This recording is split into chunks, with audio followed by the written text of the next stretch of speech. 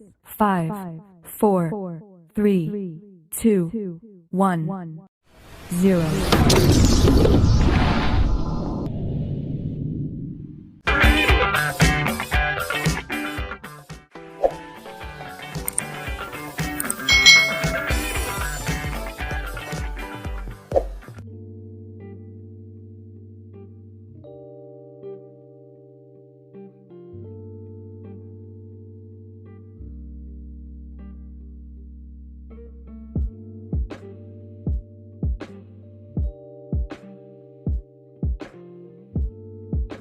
Baik, Assalamualaikum warahmatullahi wabarakatuh.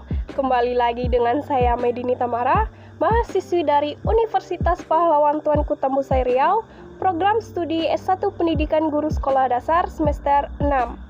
Pada kesempatan video kali ini, saya akan membahas materi yang ada di dalam sebuah buku yang berjudul, ini dia bukunya, Kebijakan Pendidikan, Analisis Dinamika, Formulasi, dan Implementasi yang ditulis oleh Arif Rohman pada tahun 2012.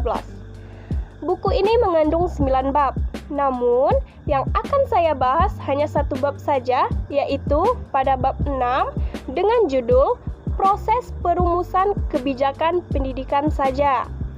Kebijakan pendidikan merupakan keputusan berupa pedoman bertindak baik yang bersifat sederhana maupun kompleks, baik umum maupun khusus, baik terperinci maupun longgar, yang dirumuskan melalui proses politik untuk suatu arah tindakan, program, serta rencana-rencana tertentu dalam menyelenggarakan pendidikan. Kebijakan pendidikan diambil dan dirumuskan disebabkan karena adanya masalah dalam dunia pendidikan. Pada umumnya, ada 5 masalah yang melilit dunia pendidikan adalah pemerataan pendidikan, daya tampung pendidikan, relevansi pendidikan, kualitas pendidikan, efisiensi dan efektivitas pendidikan. Kebijakan pendidikan dirumuskan dengan 2 pendekatan, yaitu social demand approach, yaitu suatu pendekatan dalam perumusan kebijakan pendidikan yang mendasarkan diri pada aspirasi, tuntutan, serta aneka kepentingan yang didesakkan oleh masyarakat. Sedangkan manpower approach yang menitik beratkan kepada pertimbangan-pertimbangan rasional dalam rangka menciptakan ketersediaan sumber daya manusia yang memadai di masyarakat. Masing-masing pendekatan yang dipilih memiliki nilai positif dan negatif tersendiri. Sedangkan komponen yang perlu dipertimbangkan mencakup tujuan, rencana, program, keputusan, dan juga dampak. Pada masa Orde Baru, disinyalir banyak kebijakan pendidikan yang dirumuskan tidak melalui proses yang normal dan wajar, yaitu melalui proses akumulasi, artikulasi, dan akomodasi. Suatu perumusan kebijakan publik yang tidak dilakukan dengan cara normal dan wajar, sebagaimana proses politik yang ada, pada akhirnya akan menghadapi problem legitimasi. Problem legitimasi berwujud penolakan masyarakat terhadap kebijakan yang telah diputuskan oleh pemerintah. Dalam perumusan kebijakan pada umumnya berlangsung secara dialektis, sehingga terkadang tidak mengenal saat awal dan akhir. Bahkan batas-batas dari proses tersebut berjalan secara tidak pasti tanpa batas awal dan akhir yang jelas. Namun, yang lebih penting, tahap perumusan kebijakan sesungguhnya merupakan proses transformasi dari input menjadi output politik.